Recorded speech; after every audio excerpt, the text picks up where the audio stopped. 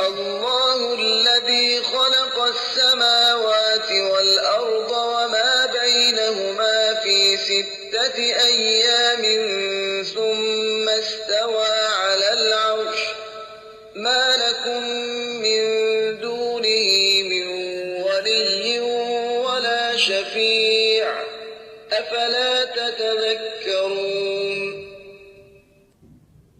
اللہ وہ ہے جس نے آسمانوں اور زمین اور جو کچھ ان دونوں کے درمیان ہے کو 6 دنوں میں پیدا کیا، پھر عرش پر متمکن ہو گیا۔ اس کے سوا تمہارا نہ کوئی کارساز ہے اور نہ شفاعت کرنے والا، کیا تم نصیحت نہیں لیتے؟ يدبر الأمر من السماء إلى الأرض ثم يعرج إليه في يوم كان مقداره 1000 سنة مما تعدون۔